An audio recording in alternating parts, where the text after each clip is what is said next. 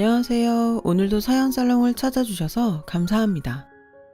저는 지방에 살고 있는 40대 초반의 돌싱이에요. 서울에서 살다가 새로운 마음으로 다시 시작하려고 지방으로 온 게 벌써 4년도 넘었네요. 이제는 이곳 생활도 꽤 익숙해지고 많이 안정이 됐어요. 그래서 제가 이렇게 지방에서 조용히 살게 된 이유를 얘기하고 싶어서 사연을 보내게 되었어요. 저는 대학을 졸업한 뒤 평범하게 직장 생활을 하며 살았어요. 일에 엄청난 열정이 있었던 건 아니지만 나름대로 재미도 있었고 동료들과도 잘 지내왔어요. 평범했던 학창시절만큼 직장 생활도 무난하게 보냈던 것 같아요. 그러다 선을 보라는 얘기를 듣게 되었죠. 큰 숙모가 어찌나 강하게 밀어붙이던지 그 등살에 못 이긴 저희 엄마까지 나가서 차라도 한 잔 마시고 오라고 할 정도였어요. 큰 숙모는 여자가 나이가 차면 좋은 남자 만나 가정을 꾸릴 생각을 해야 한다며 고리타분한 말을 하셨어요. 저는 때가 되면 그때 생각해 보겠다고 했지만 도통 듣지 않으셨어요. 엄마는 손이 똥서가 옆에서 닥달을 하니 어쩌지 못하는 것 같았어요. 결국 저는 선자리에 나가게 되었죠. 원해서 나간 자리가 아니었기에 나도 모르게 내키지 않는 티를 냈어요. 그럼에도 이 남자는 굉장히 유연하게 대처하며 끝까지 예의를 지키더라고요. 그 바람에 저는 좀 미안해졌죠. 그는 형과 함께 작은 사업을 한다더군요. 규모는 작아도 내실이 탄탄한 회사였죠. 대화를 나눌수록 사람이 진솔하고 사려 깊은 모습이 인상적이었어요. 그래서 솔직히 좀 끌렸어요. 그날 이후 몇 번의 만남이 있었고 그는 제게 마음에 든다고 고백했어요.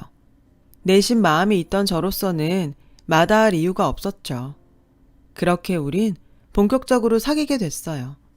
큰 숙모는 모든 게 자기 덕이라며 엄청 호들갑을 떨었어요. 엄마도 싫지는 않으셨는지 고맙다고 선물까지 하셨죠. 저희는 얼마 뒤 결혼까지 하게 되었어요. 한 3년 정도는 정말 평범하고 안정된 생활을 한 것 같아요.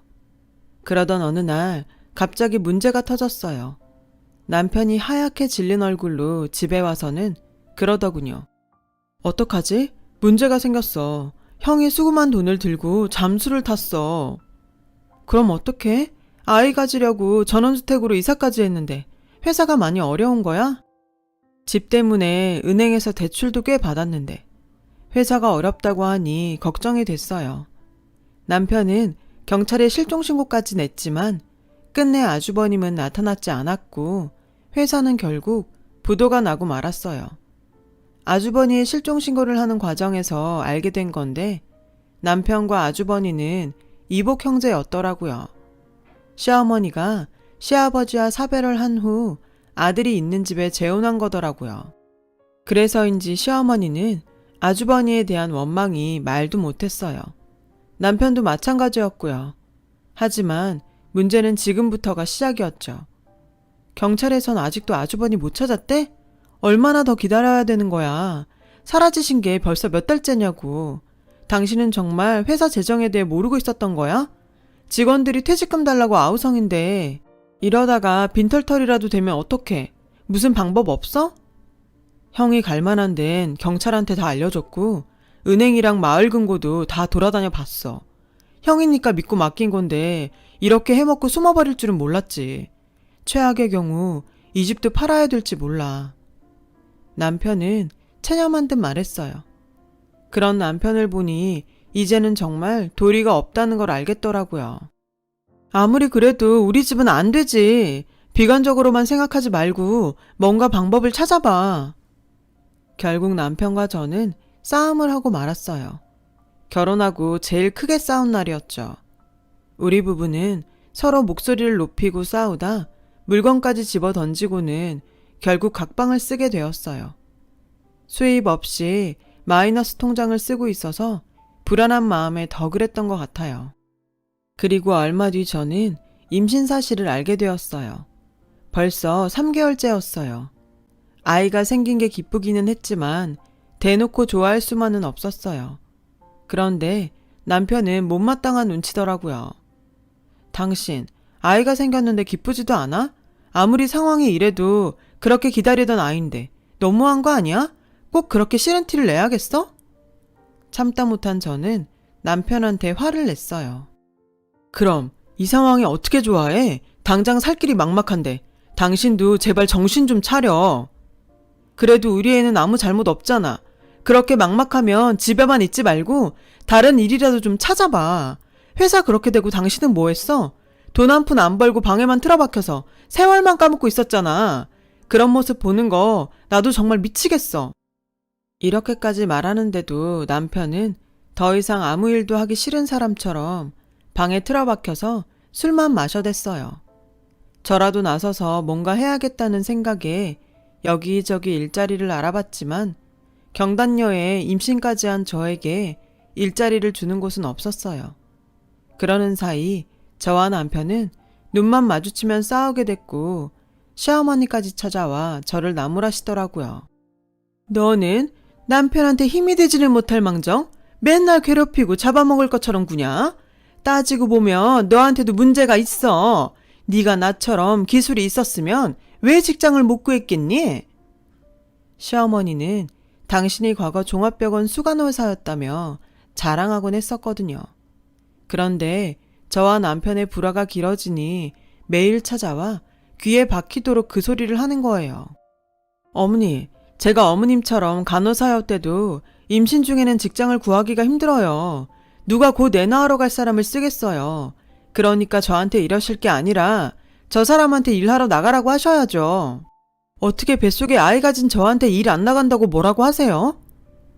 전 억울한 마음에 어머님께 소리쳤어요.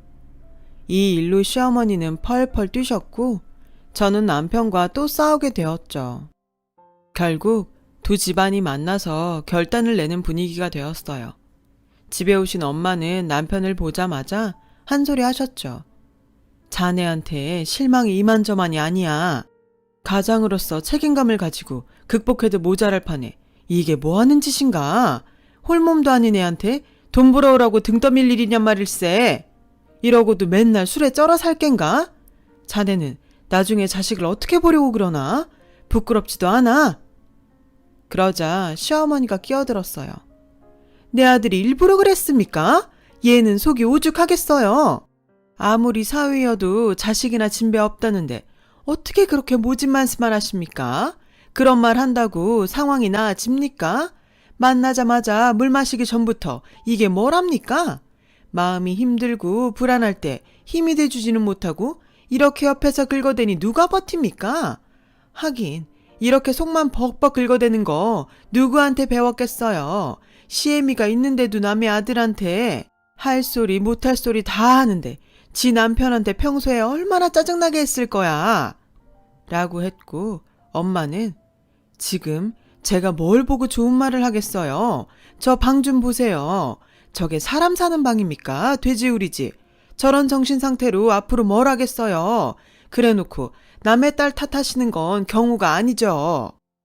그런데 그 와중에 남편은 하품을 하는 게 아니겠어요. 엄마는 화가 머리 끝까지 나셔서 자네는 내 말이 말 같지 않은 겐가? 자네 때문에 지금 이 사단이 났는데 하품이나 해? 맨날 술이나 퍼먹고 뭐 하는 일이 있다고 잠이 오나? 계속 이런 식이면 내 딸 데려가겠네. 태교가 얼마나 중요한데 뱃속에 있는 애가 뭘 보고 듣겠어. 아니 자기 아들이 이 지경인데 이 상황에서도 내 딸 보고 밖에 나가서 벌어오지 못한다고 하는 건 대체 무슨 경우인지. 그래놓고 아들만 감싸니 일이 해결되겠어요? 사돈도 정신 차리세요. 아들한테 좋은 소리만 해주길 바라셨나 본데 좋은 말 할 때가 따로 있죠. 저렇게 정신 못 차리는 아들 두고 제 딸 보고 기술없다 소리를 어디다 대고 하십니까? 안 되겠으니 앞으로 어떻게 먹고 살 건지 대책을 내놓으세요. 아니면 얘 데리고 가겠습니다. 엄마는 그동안 참을 만큼 참았다며 속에 있는 말을 다 쏟으셨고 집안 분위기는 점점 나빠지기만 했죠. 그런데 남편은 어슬렁어슬렁 부엌으로 가서 냉장고를 열고 소주병을 꺼내는 게 아니겠어요? 어찌나 부하가 치미는지 그만 남편을 확 밀치며 지금 제정신이야? 우리 부모님을 얼마나 우습게 알면 이런 자리에서 술병을 꺼내들어. 그래, 니들은 지져라. 나는 간다. 그거야? 어쩜 이래? 사람이 어떻게 이래? 라며 엉엉 통곡을 했더니 시어머니는 네가 감히 내 아들을 밀쳤어? 남의 귀한 아들을 네가 쳐? 라며 저를 확 미는 거였어요. 결국 아빠와 시아버지도 대판 싸우고 엄마 아빠와 함께 짐을 싸들고 친정으로 돌아왔어요. 저는 바로 변호사를 선임해서 이혼 준비에 들어갔고 법원에서 보자며 남편에게 서류를 보냈어요. 이혼 서류를 보내기 직전에는 꼭 제 인생이 실패한 것 같아서 너무 속상하고 억울한 마음에 눈물을 쏟기도 했죠. 남편은 서류를 받자마자 제게 전화를 해서 만나자고 하더군요. 일이 이렇게 커질 줄 몰랐어. 내가 미안해. 만나서 뭐 어쩌려고. 이왕 이렇게 된 거 각자 잘 살자고. 남편도 남편이지만 시어머니한테 받은 상처도 컸어요. 하지만 남편은 저희 집에까지 찾아와서 자기가 잘못했다며 사정을 하더군요. 이게 뭐 하는 거야? 지금 장난해? 아니야, 선아야. 내가 잠깐 미쳤었나 봐. 나는 이혼은 정말 생각도 못했어. 정말 한 번만 나 봐주라. 우리 살아온 정이 있잖아. 내가 다 잘못했어. 이렇게 빌게. 이거 정말 늦은 거야. 사과를 하려면 저번에 부모님 찾아왔을 때 그날 정신 차리고 잘하겠다고 했어야지. 어머니랑 당신 우리 부모님 앞에서 어떻게 했는데 이 지경이 되도록 가만히 있다가 잘못했다고 한다고 될 일 아니야. 이미 당신에 대한 신뢰가 바닥이라고. 나만 그런 거 아니야. 우리 엄마 아빠도 그날 당신이 한 행동 보고 얼마나 실망하셨는지 알아?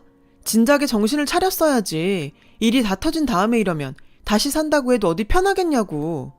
라고 했고 남편은 형이 그런 식으로 도망갈 줄 몰라서 정말 내 정신이 아니었어. 그건 당신이 봐서 더 잘 알잖아.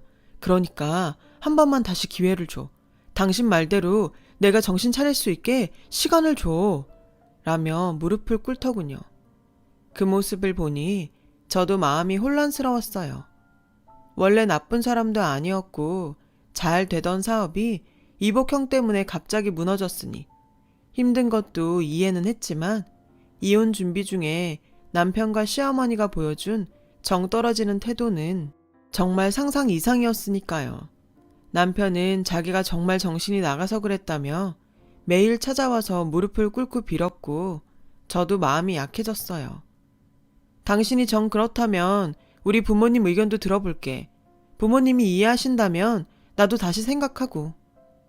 부모님은 처음에 반대를 하시다가 남편이 계속 찾아와서 눈물로 사과를 하자 그제야 마음이 풀리셨어요.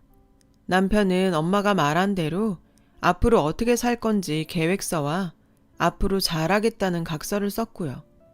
시어머니와도 화해를 하게 됐죠. 물론 마음속에 시어머니가 했던 말들이 박혀 있었지만 내 아이의 할머니가 되실 분이니 잘 지내는 게 좋은 거지. 그런 생각을 하며 지내게 되었어요. 남편도 선배 직장에 나가서 일을 하게 됐고요. 그러면서 저는 임신 8개월 차에 접어들었어요. 남편과 저는 출산 전 마지막 태교 여행을 계획하고 3박 4일 일정으로 지방에 가기로 했어요. 제가 운전하기가 힘들어서 남편 혼자 운전하는 게 힘들 것 같아서 기차를 타고 가자고 했지만 남편은 한사코 괜찮다더군요. 남편은 원래 차에 대해 다른 남자들보다 더 박식하고 운전하는 것도 좋아하긴 했어요. 워낙 차 모는 걸 좋아하는 사람이라 그러려니 하고 자동차로 여행을 떠나게 됐죠. 저희는 중간에 휴게소에서 쉬면서 맛있는 것도 먹으며 천천히 갔어요. 우리 호텔 빨리 안 들어가도 되지. 여기 조금만 더 가면 진짜 괜찮은 저수지 있거든. 잠깐 보고 가자. 저는 목적지에 빨리 도착해서 호텔에서 쉬고 싶었지만 이때가 아니면 또 언제 보랴 싶어서 그러자고 했죠. 저수지는 남편 말대로 경치가 정말 좋았어요. 잠시 바람도 쐬고 구경도 하고 사진도 찍은 후에 다시 출발하려고 차에 올라탔는데 남편이 잠깐 화장실 갔다 오겠다며 기어를 중립으로 해놓고 차에서 내렸어요. 저는 답답해서 벨트를 매지 않고 남편을 기다렸죠. 그런데 차가 슬슬 움직이기 시작하는 거였어요. 제가 놀라서 돌아보니 남편이 놀라서 뛰어오는 게 보이더라고요. 차는 점점 더 빠른 속도로 저수지를 향해 돌진했고 저는 너무 무서워 어쩔 줄을 몰라 소리만 쳤어요. 여보, 나 좀 살려줘. 어떡해? 차는 순식간에 물속에 처박혀 들어갔고 저는 정말 간발의 차이로 차 문을 열었지만 물에 빠졌고 남편이 울부짖으며 저를 흔들고 정신 차리라고 하는데 전 결국 정신을 잃고 말았어요. 제가 온몸의 통증 때문에 괴로워서 겨우 눈을 뜬 곳은 병실이었어요. 제 옆에는 엄마가 앉아있다가 깨어나는 저를 보고 의사 선생님을 부르러 나가셨죠. 의사는 정신이 돌아와서 다행이라며 적극적인 치료를 권했어요.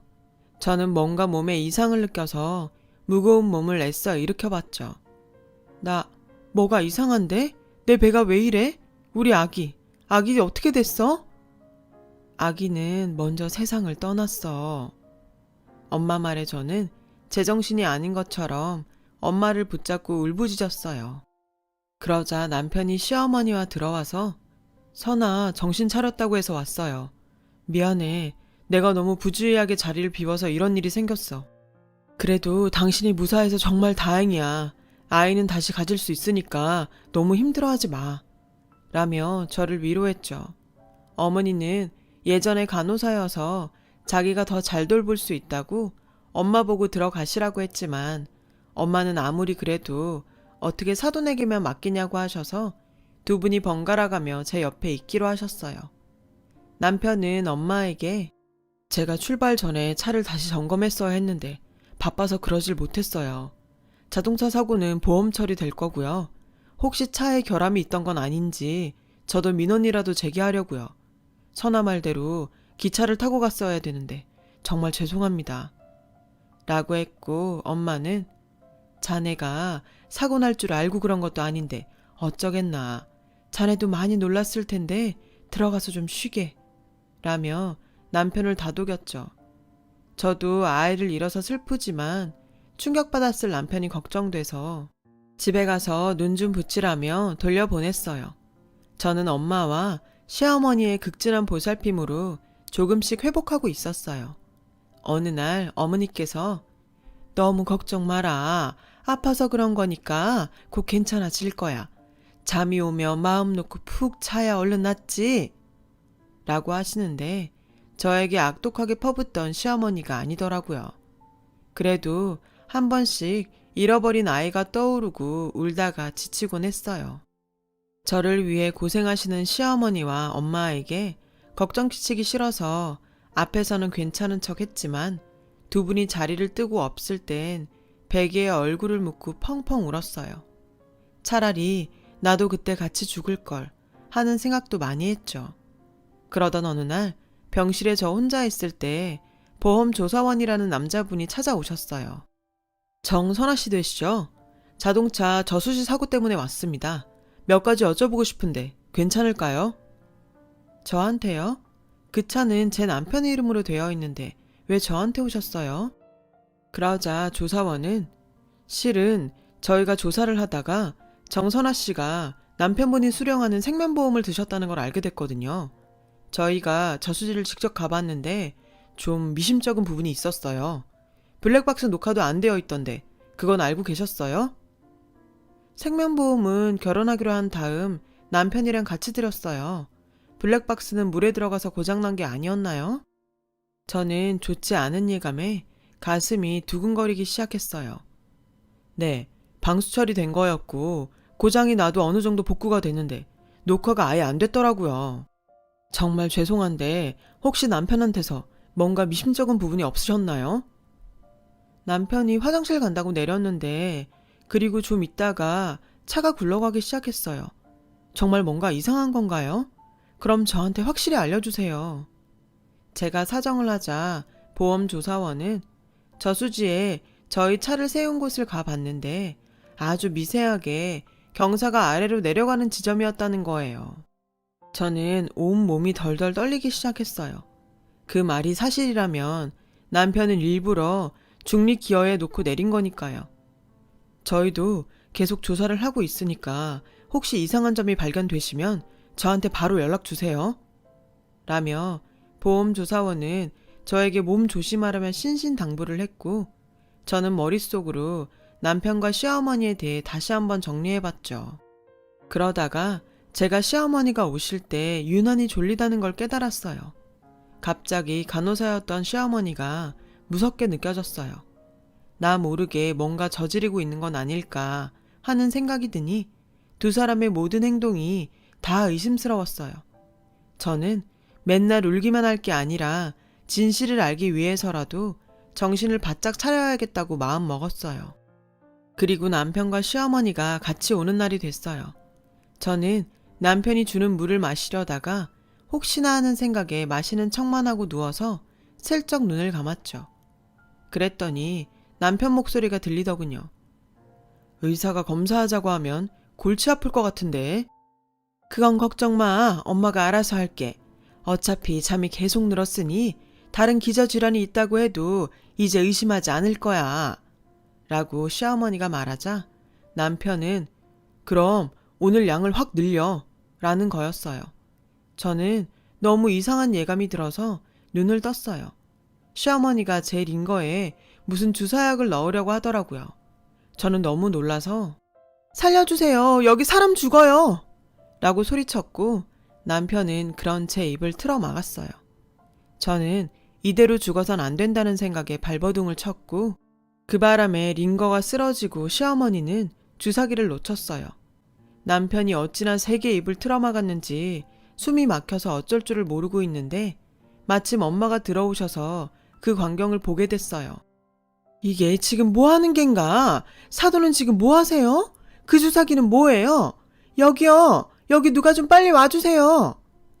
엄마가 문을 열어놓고 소리치는 바람에 사람들이 몰려왔고 이 광경을 본 간호사들은 놀라서 청원경찰을 불러 시어머니와 남편을 끌어냈어요. 주사기에는 치사량의 마취제가 들어있다는 게 밝혀졌어요. 그리고 다음날 보험조사원이 증거를 찾아 경찰에 수사 요청을 했다는 연락을 해왔어요. 당시 저수지에서 휴대폰으로 동영상을 찍은 사람이 있었는데 그 동영상에 제 남편이 뒤에서 차가 굴러가는데 가만히 서 있더라는 거예요. 시어머니와 남편은 저를 죽이고 보험금을 타려고 했더라고요. 경찰 조사가 시작되면서 또 밝혀진 건 두 사람이 짜고서 이복형을 외딴 섬에 가둬놓고 실종 처리해서 나중에 보험금을 타려고 했다는 거였어요. 그 보험도 시어머니가 권유해서 든 거였고요. 이 모든 사실을 알게 된 저는 정말 소름이 쫙 끼쳤어요. 보험금에 눈이 멀어서 어떻게 가족들을 죽일 생각을 하는지 저로서는 도저히 상상이 되질 않았어요. 남편은 저와 결혼할 무렵부터 사업이 어려워졌고 그때부터 시어머니와 함께 회사를 일부러 부도내고 저랑 이복형을 이용해서 보험금을 탈 계획을 세웠다더라고요. 시어머니도 순순히 자백하고 반성문을 쓰면 감형이 될 거라는 걸 계산하고서 자기가 잘못했다며 판사한테 울면서 빈다는데 그 말을 들으니 더 화가 나고 치가 떨리더군요. 보험금 때문에 부모 자식도 몰라본다고 얘기만 들었지 저한테 그런 일이 생길 줄 꿈에도 몰랐죠. 이혼을 하고 모든 것을 정리한 후 다 잊고 싶은 마음에 그렇게 이곳에 정착을 했어요. 지나간 일이라서 담담히 쓰고 있지만 지금도 가끔 남편과 시어머니가 저를 쫓아오는 악몽을 꾸기도 해요.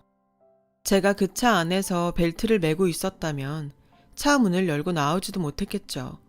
그 생각을 하면 아이가 저를 살려준 것 같아서 눈물로 밤을 지새우기도 한답니다. 아이와 생명을 맞바꿨으니 이제 좋은 일만 하면서 살려고 해요. 매일 감사하려고 노력하고 있고요. 제 사연 들어주신 분들 감사합니다. 여러분 모두 좋은 일만 있으시길 바랄게요. 그럼 오늘도 행복한 하루 되세요. 여러분, 사연 댓글에 응원과 현명한 조언 부탁드려요. 좋아요와 구독은 저에게 큰 힘이 됩니다. 오늘도 좋은 일 가득하세요.